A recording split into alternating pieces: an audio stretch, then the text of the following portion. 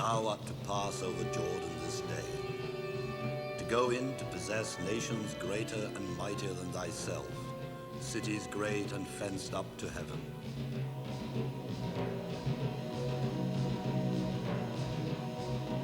Get thee up into the land that is over against Jericho, and behold the land of Canaan, which I give unto the children of Israel for a possession.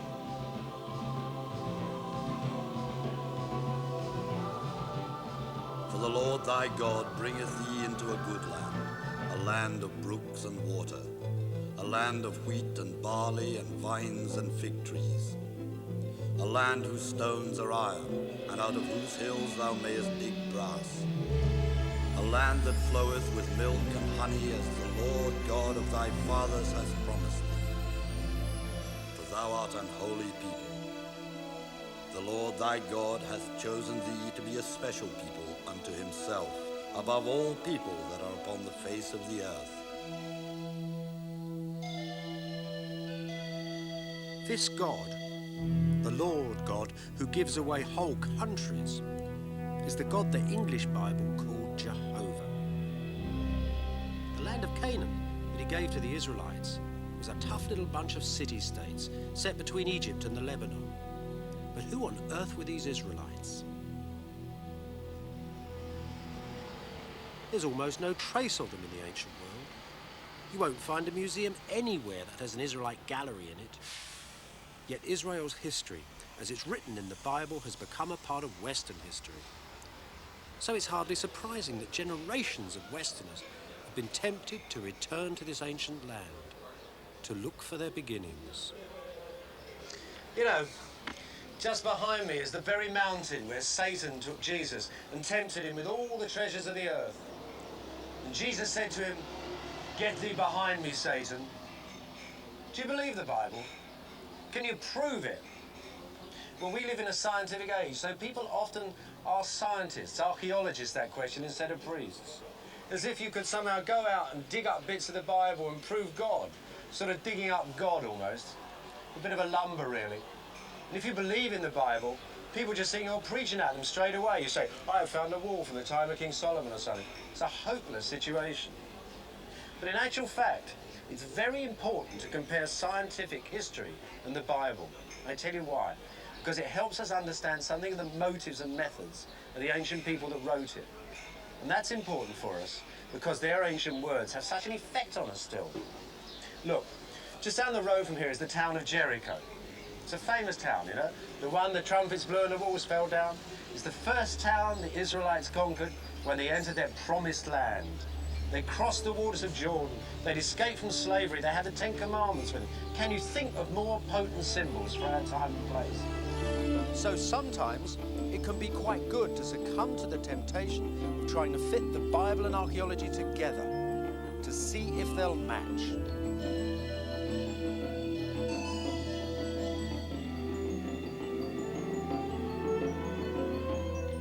These great mounds of red earth are the remains of the ancient city of Jericho. It's fascinated archaeologists for over a century now. This rich city at the edge of an oasis by the River Jordan. They've hacked at it, dug trenches through it and argued over it, and found wonderful things too. But at the end of the day, the most important thing they've given us is a good idea of how the Bible's word may or may not be trusted.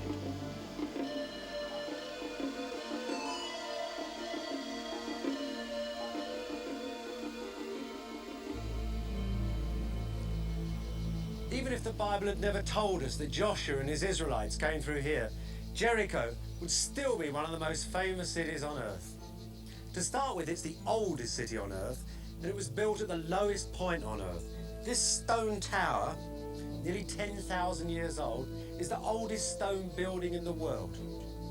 When it was made, it stood on a plain. All these huge mounds of earth around it, archaeological strata, represent various cities that were built up through the ages. It's actually an incredible time chart of man's progress on Earth.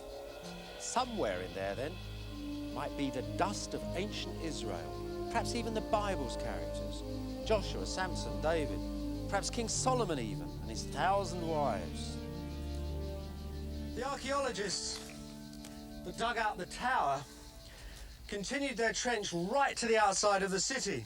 And as they cut through the mound, they cut through the city walls of various ages, like the rings of a tree, getting ever later as they got to the edge.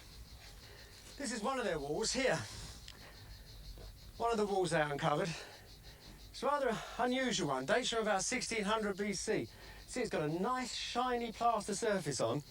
Now these sort of walls came into existence just after chariots came into the area.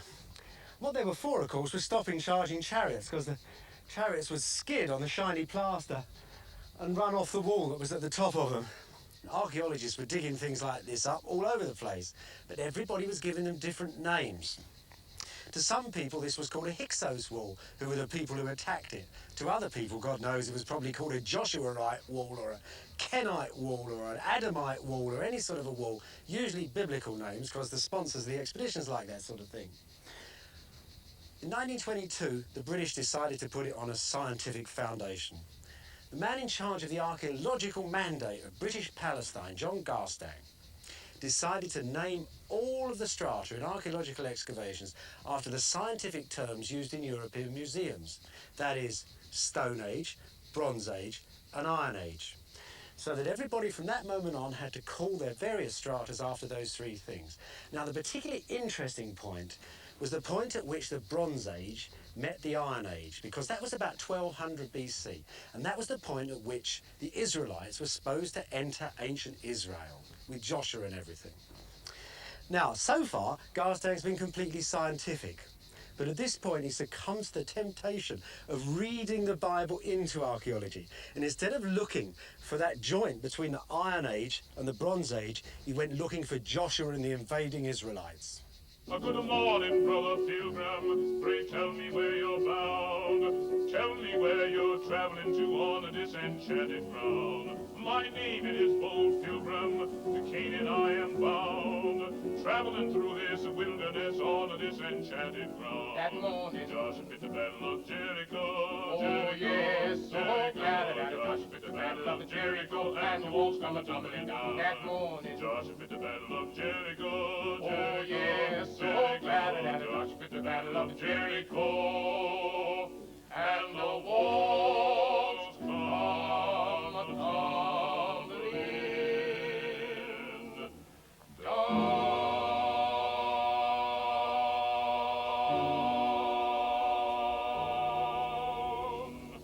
That's where Garstang found Joshua and the Israelites at Jericho. This, he thought, was a late Bronze Age wall. Look, you can see the beautiful big Bronze Age bricks, these lovely brown bricks set in the wall here. And notice how they're all tumbling away at the end. Reminds you of Joshua's 7 blasts from 7 trumpets at 7 circuits of the wall, and the walls came tumbling down, doesn't it? Actually, Garstang was a good archaeologist. He didn't believe in miracles. His suggestion was that there had been an earthquake. There were lots in this area, and the walls had tumbled down in a convenient earthquake.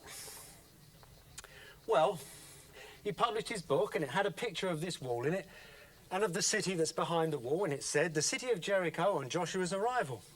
And everything seemed fine. The Bible and archaeology had been put together. There was one major snag, however. Years after Garstang worked here, somebody came back, Kathleen Kenyon. She was a very, very good archaeologist, and she had much improved techniques. And she proved, without a shadow of a doubt, that this wall was 1,000 years older than Garstang had thought it was. So it couldn't have belonged to the time of Joshua and the Israelites. She proved something else that was even more devastating too. She proved at the time that the Iron Age and the Bronze Age met, the time at which everybody was expecting the Israelites to get here, there was nobody living in Jericho at all. The place was completely deserted and had been deserted for hundreds of years. So at that moment, it looked like the Bible and archaeology would never meet. That story of Garstang's walls and Joshua and whether he was or wasn't there, it's been repeated hundreds of times since those days. All over Israel, in fact. People keep coming up with new walls, new evidence of Bible characters, and both the walls and the Bible characters get knocked down again in the following generations. It's an endless, endless argument. But the simple result of it all is the Bible cannot be taken as a reliable, obvious guidebook to the ancient world or ancient history in this part of the world. The problem then is not whether or not the Bible is accurate, but how the Bible is accurate. What I mean to say is that the Bible is not an economic or a political history of part of the ancient world. What it is a history of belief, of God revealed to a nation and how they believed in him and didn't believe him. It's a history of sacredness and of faith. Now, the wonderful thing about modern archaeology is it's beginning to dig up that. That's not to say they're actually digging up God or digging up Jehovah, but they're digging up the circumstances in which that particular God first came into existence. In the dark recesses of the Cairo Museum is a great grey granite stele that holds in its inscription the first known mention of ancient Israel, and that in the year 1207 BC. The stele has a victory hymn on it, telling us about a war that Pharaoh Merneptah's army fought in Canaan. The fortress city of Ascalon is taken, it says. The fortress city of Giza is captured, it boasts. The fortress city of Yanoam is disappeared, no less, it announces. And then, and this is the good bit, the people of Israel lie desolate. Their seed is no more. Now, it's especially interesting that Israel is not called a fortress city, but a people. And in the great temple of Karnak in Upper Egypt by the Nile, there's something that bears that out exactly. A few years ago, a friend of mine found a wonderful visual footnote to the Israel stele, and he found it on this unlikely looking wall. See that stele there?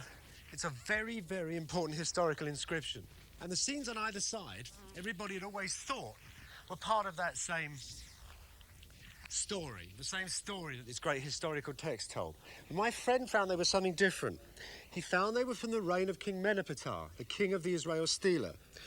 You'll see that it's the king attacking fortresses. There's the chariot, there's all the dead people underneath the chariot, and he's attacking a fortress.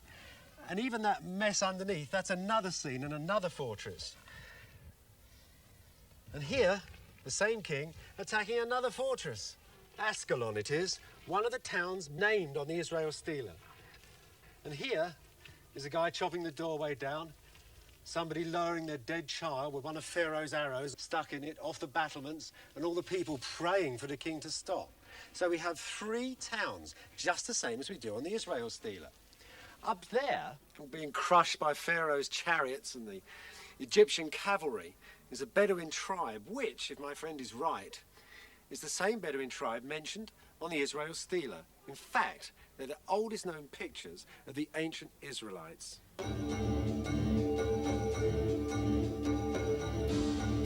This is the ancient city of Megiddo, one of the first Canaanite cities, so the Bible tells us, that was captured by Joshua and the invading Israelites.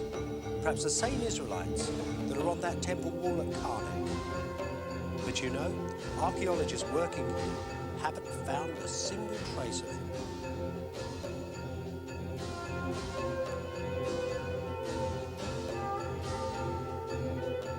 One thing you can be sure of, whether the Israelites were ever here or not, these Canaanite cities had a powerful influence on the people who wrote the Bible.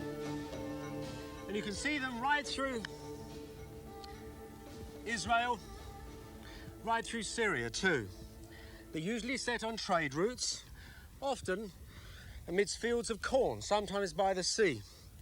But it's the land behind, filled by peasants, the land all around these towns, that kept the little courts who lived up here in a fair degree of luxury. There's a lovely, lively little drawing of one of these Canaanite courts, and it's cut onto a slip of ivory from the tusk of a Syrian elephant. And it shows the ruler proudly sitting on his recently imported Egyptian throne, all feathers and lovely leopard's legs and things. And in front of him is all his court sitting out one by one. There's a musician plonking away on his lyre. There's the inevitable spear carrier standing there. And behind him, the captain of the chariots. They love chariots. They used to go chariot racing. A lot of their wars were in chariots. Now, it's a lovely little drawing, but it's not great art. Canaanites never really made great art. But there's one way in which they influence us down till today, and that's through their literature and through their religion. And through those two things, they influence the Old Testament and Judaism, Christianity, and the Bible.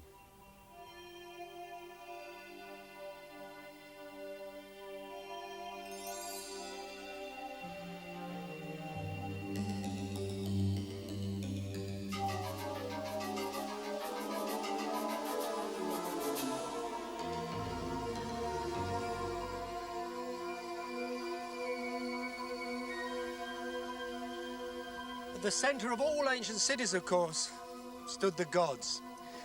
And these Canaanite cities were no exception. In fact, they were built around even more ancient, high places.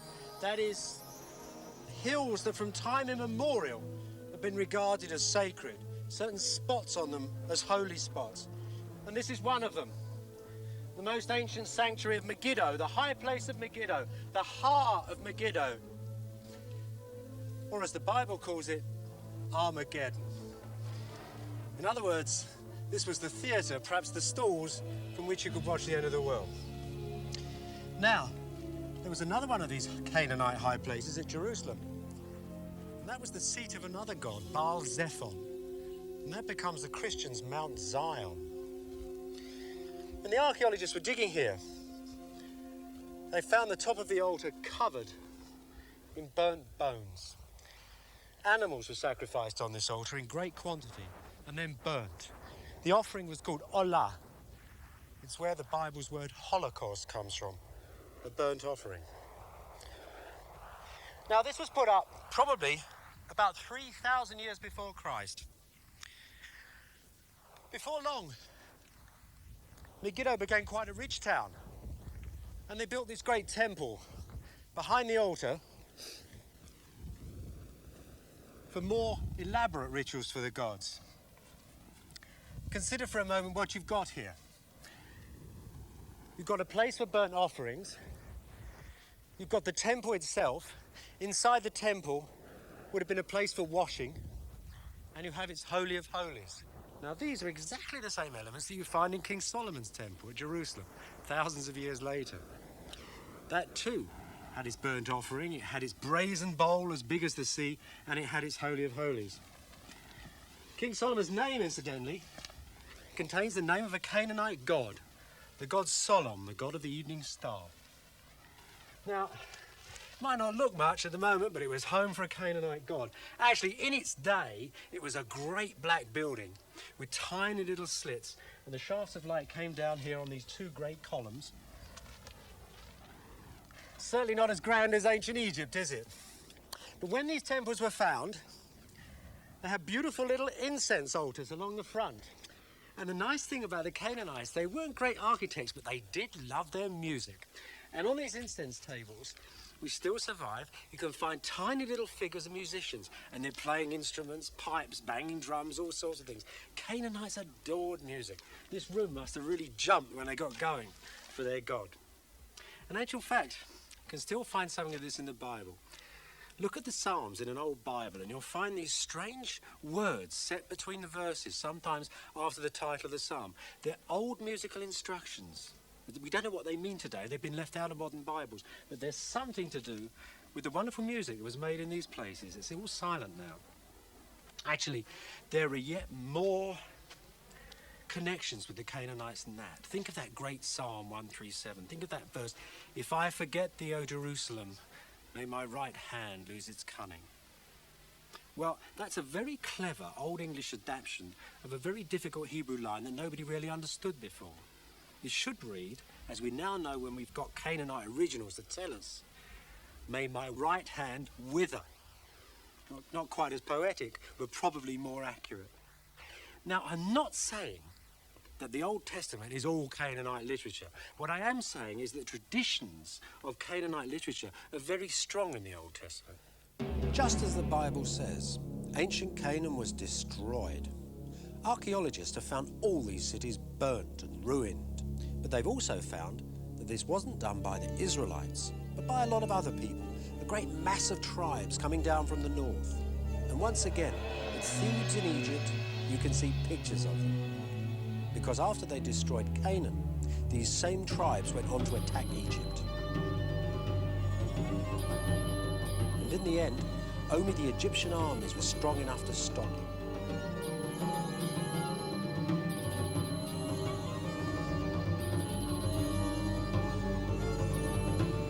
After their defeat, one of these tribes went back to Canaan and settled down along the coast.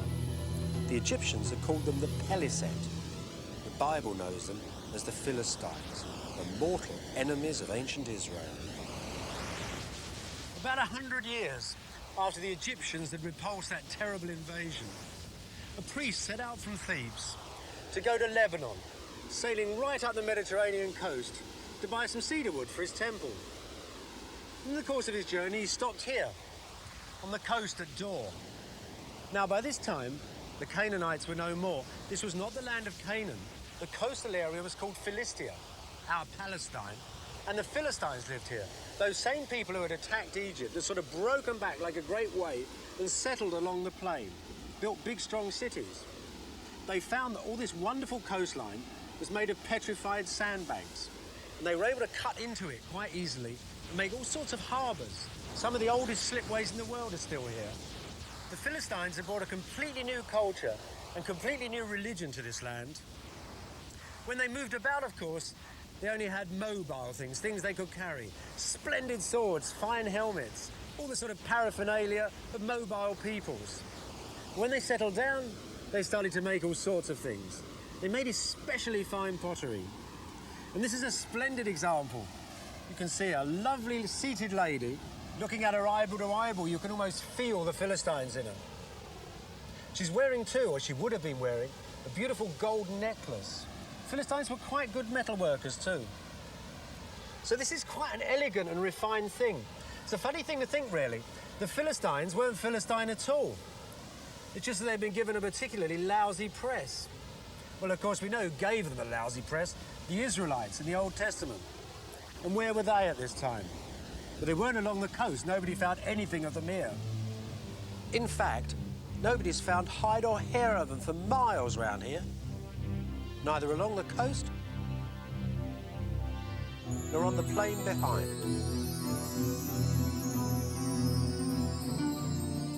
If you take the Bible's word for it, however, you can assume that they were up there in the mountains, because that's where the Bible stories of early Israel are set.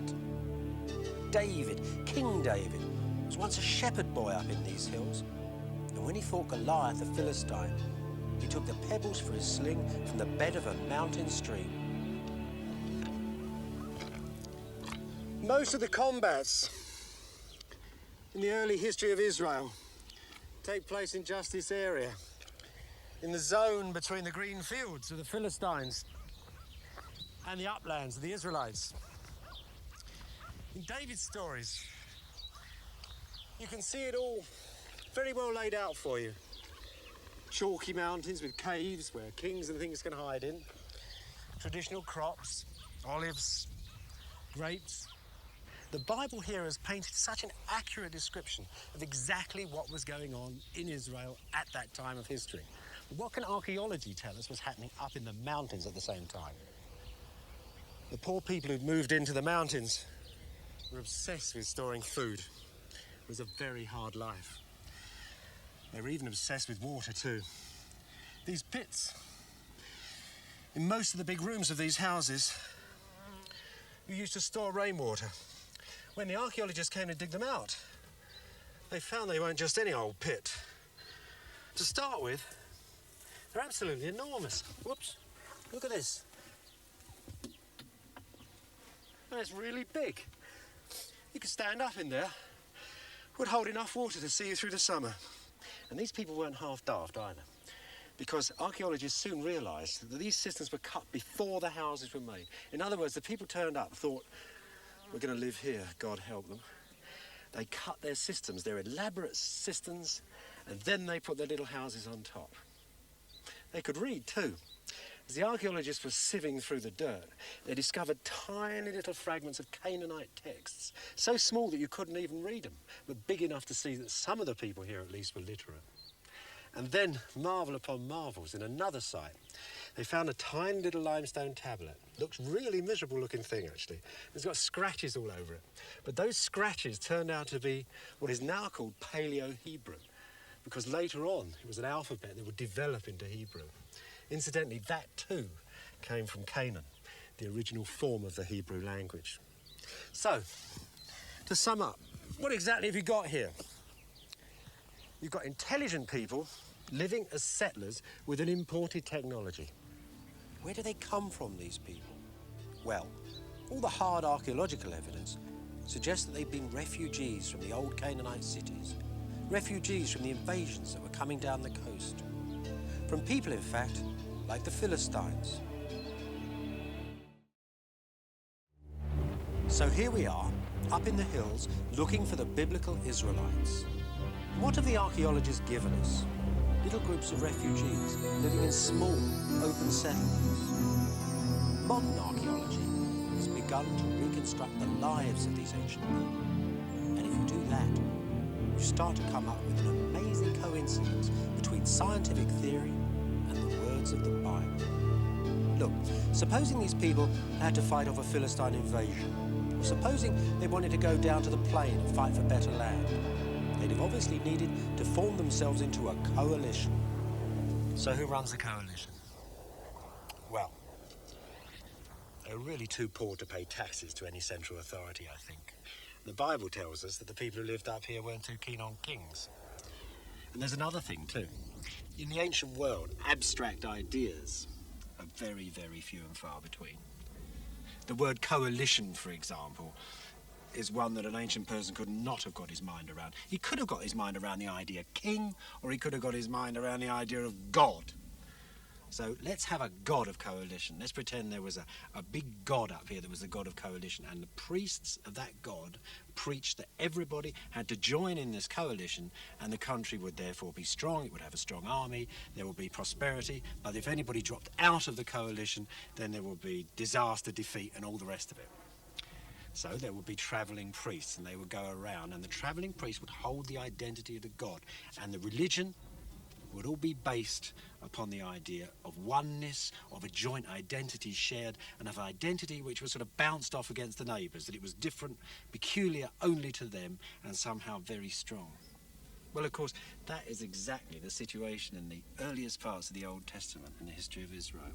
The travelling priests are the biblical prophets, and the God of the coalition is Jehovah, whose Ark of the Covenant, the rules of the coalition, the 12 tribes carried into battle. You know, here you can almost dig up God himself.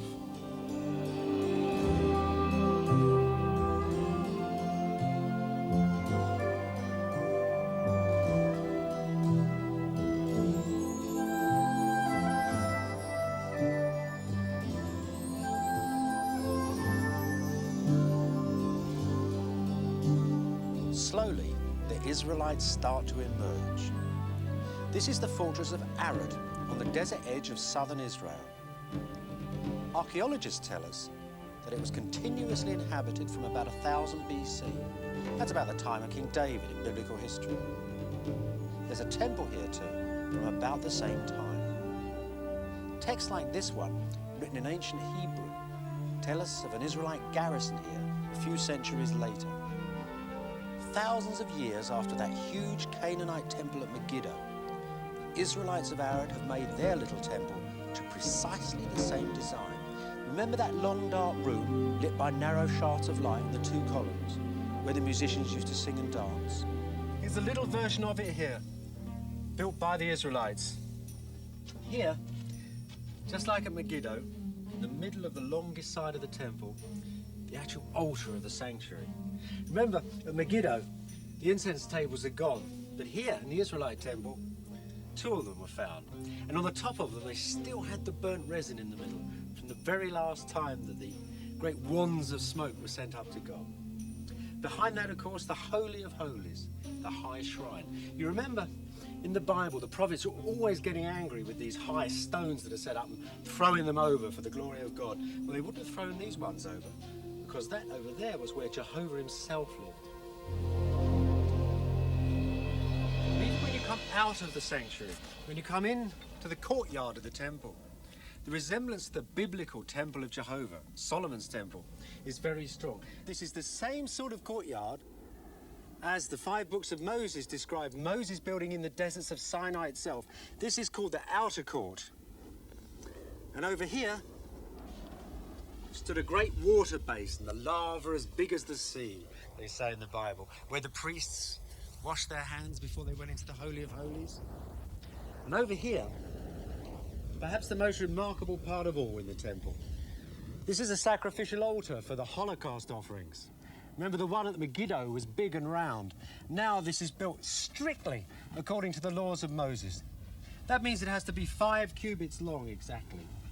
1, 2, 3, 4, 5. 5 cubits exactly. So here you see, you've got an Israelite temple built according to the oldest rules of the land that go back thousands and thousands of years. But now, an Israelite temple dedicated to Jehovah himself.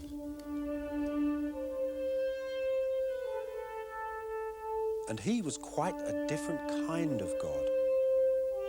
You see, other ancient gods were often gods of parts of things. You had gods of medicine and gods of mathematics, gods of life, gods of death.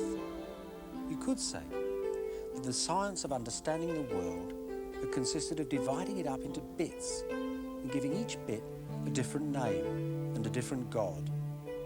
Now, Jehovah was a God of gods, a King of kings, the Bible tells us. He was the God of everything. He was the God of the universal creation. So he was the God of the beginning, the end, of life and death, of medicine, physics, geophysics, every area of experience that you could think of. What we call religion then, that bit in the church, that bit in the Holy of Holies, is what the ancient people would have just simply thought of in the ineffable mystery at the center of things.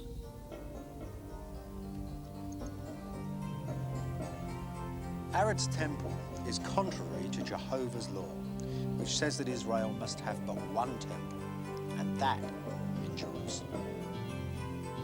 The Bible says that David took Jerusalem for Israel and named it the City of David. It also tells us that David's son Solomon built a temple there, a home for Jehovah to hold the Ark of the Covenant. Yet outside the pages of the Bible, there is no evidence at all that King David or King Solomon ever lived. No record from the early days of Israel has ever been found that mentions either of their names. There is the Bible, and there are myths, and there's nothing else. Yet today, archaeologists are excavating the site of the most ancient city of Jerusalem, which they are calling the City of David. Sad to say, it's not only David and Solomon that don't exist, at least they don't exist in scientific history. It's also really all of ancient Israel up until that time. Look, I'm standing in David's own city, the ancient city of Jerusalem. I can't say to you that any of these walls were made by an Israelite. They could have been made by a Bronze Age person. The culture's continuous. Even the pottery these people from the early Iron Age, who we call the Israelites, made, even their pottery is a continuation of previous traditions. There's very, very little here. And yet people so desperately want David and Solomon and glorious Israel. All this memorialization of what is really an Iron Age village is proof of that. Christians and Jews alike desperately want this place to live. All the evidence I've been giving you is really circumstantial. It's saying, look here, this is what the Bible shows you. This is how it could have been. When I first came to Jerusalem, I went to see one of the leading archaeologists here, and he asked me why I'd come. I said I'd come to find the Israelites, and we both burst out laughing because we both knew that, in fact, it was a very, very difficult thing to do. But in the end, I found them. At least I think I did. I didn't find them here in the walls, and I didn't find them in the pottery. I found them in something so obvious that I'd overlooked it. I found it in the elements that went to make up its greatest memorial, in the written word, in the ancient written word of Israel. Until a few years ago, the written Hebrew word from the time of ancient Israel, the time of Chronicles and Kings, was very thin on the ground. There were just a few ancient seals inscribed with the name of the scribe who used it. Just a few spare sentences. There was very little. Then in 1980 in Jerusalem, there was a minor miracle. Somebody actually discovered a Bible text, dug it up. And it was such a text. It was actually written just as the prophet Jeremiah said, on sheets of silver inscribed with a pen of iron, a tiny little plaque. And here it is. It's actually a fragment of the oldest Bible text in the world. When it was found, it wasn't laid out like this. Those little cracks that run across it are the results of a very careful unrolling by the conservators. Originally, you see, it had been written on, then rolled up very tightly, and a string passed through it. And it was probably worn on a child's neck. When they started to try and decipher this text, because I don't know if you can see, but it's very difficult to read indeed. The very first word they were able to read was Jehovah. They read it actually 3 times on this plaque before they could read anything else. That was exciting in itself because it was the oldest occurrence of the name of Jehovah in Jerusalem. That is 6th or 7th century BC. Jehovah had come back to his own city. It's actually a part of the book of Numbers. It's the priestly benediction, the words that Jehovah gave Moses to give to Aaron the priest and his sons, the blessing for the children of Israel. May the Lord bless thee and keep thee. May he make his countenance shine upon thee. You know it. It's the prayer that's recited every day in churches all over the world. It's a prayer, incidentally, that my headmaster used to use at the end of every term to dismiss his boys from his school in deepest Surrey. When I told that story to the Israeli who excavated it, he laughed and said to me, yes, when he was a little boy, his father had come back from the synagogue, put his hand on his head and recited this same benediction.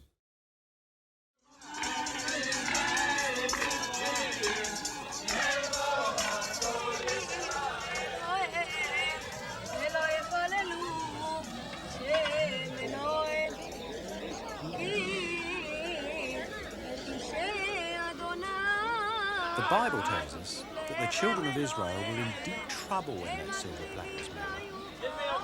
The nation was stumbling ever deeper into sin, it says. Jehovah's inexorable judgment was falling on those who broke his law. After Solomon's death, the Bible tells us, David's great kingdom had split into 2 halves. There was a southern kingdom called Judah, with its capital at Jerusalem, and a northern kingdom called Israel, with its capital at the hilltop palace of Samaria.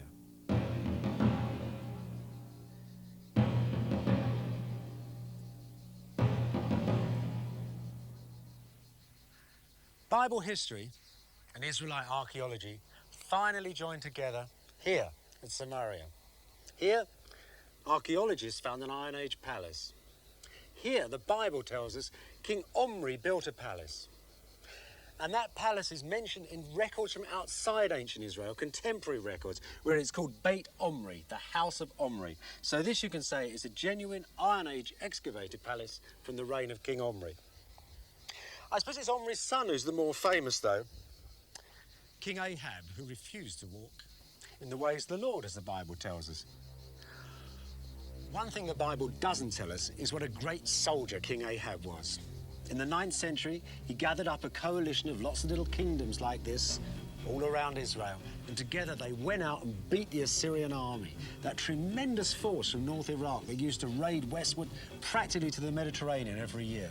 It was King Ahab and his little coalition alone that stopped the Assyrians for a couple of years. Anyway, Ahab and his friends certainly hadn't stopped the Assyrians for good. They kept on coming down into Israel year after year, just like a wolf on the fold, as they say, taking tribute and prisoners, destroying cities. And that, in 701 BC, was the sorry fate of the city of Lachish to the south of Jerusalem. Lachish must have been a hard nut for the Assyrian army to crack. These scenes celebrating the victory were taken from the central room, the very throne room of an Assyrian palace. And here's all the claustrophobia of hand-to-hand fighting. The ramps, the siege engines like funny tanks, the archers, the sappers, and the poor old Lachishites up their battlements fighting for their lives.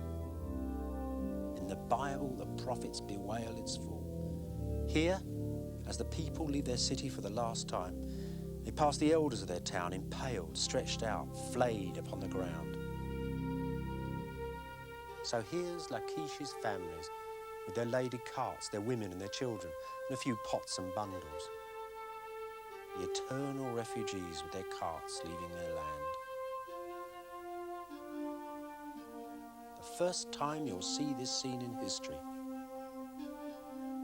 But it must have been a common enough sight at that time, on the roads that led eastward, from the cities of Israel and Judah to the lands of Assyria and beyond.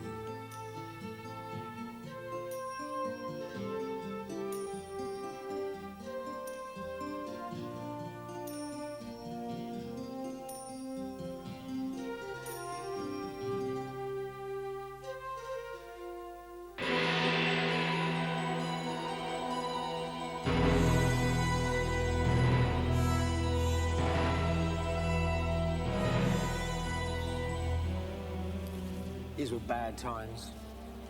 About 100 years after the kingdom of Israel was destroyed by the Assyrians, Assyria itself was destroyed by a group of cities it had earlier conquered, led by that most ancient of all cities, Babylon. Of course, it didn't matter much to the little guys that lived around the edge. They were just dragged off in chains to Babylon rather than being dragged off in chains to Assyria. Well, about 586 BC, Jerusalem itself finally fell. The Old Testament tells us that its king Zedekiah was dragged from the city, his sons were killed, and then he was blinded.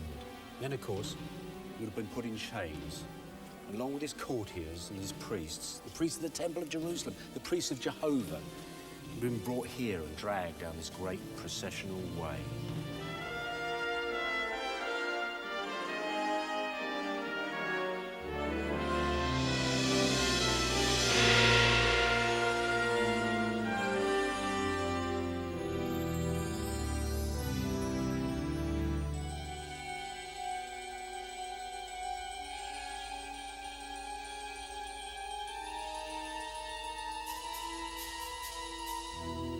These, then, are the gates of Babylon. The very gates that swallowed up what was left of poor old ancient Israel. The great whore, the scarlet whore. The prophets call this city in their curses, and they call it that because here it was that Hebrew was almost forgotten as a spoken language. And here it was that some of the Judeans took up worshipping foreign gods. Now, it must have seemed to some of the other Judeans in their little ghetto in this huge city that their history, the history of ancient Israel, had come to a full stop. That Jehovah had created them, that they had lived, and then they had died. Their history then had become a finite thing. They must have looked back over that history and seen that when they actually kept to the covenant, they did okay, that Jehovah smiled on them. But when they started to break the covenant and fall into sinful ways, their kings died, and finally their country was smashed and they were led into exile. And it seemed too that they needed to write this history down, all of it, in the light of this new experience. Because after all, it was a history of divine providence at work on earth. Now, most of these other little princes, when they come here in chains, have been told to bring the city gods, their country gods, with them. Now, the Judeans obviously couldn't have brought Jehovah. He wasn't about to be put in a box and carried anywhere. So they brought the temple treasures in Jerusalem, which the Babylonians put in their treasury, and they must have brought some sacred writings too, because the Bible, the Old Testament, actually mentions all these writings which were around in the time of ancient Israel. There were lists of laws, talking about sacred books. There were histories, hymn books, all sorts of wonderful things. This it was that they would use to make their history, the history of this country, their country, which has somehow seemed to stop. They didn't want to write an archaeological history. They didn't want to write a scientific history. This was a sort of a summation of a nation. It was its last thing. It was its apotheosis. It was a divine history of this grand experiment between a God, a covenant, and a people. It had never happened before on earth. This was its memorial. Because here it was at Babylon that the Old Testament, or the greater part of it, was finally written down.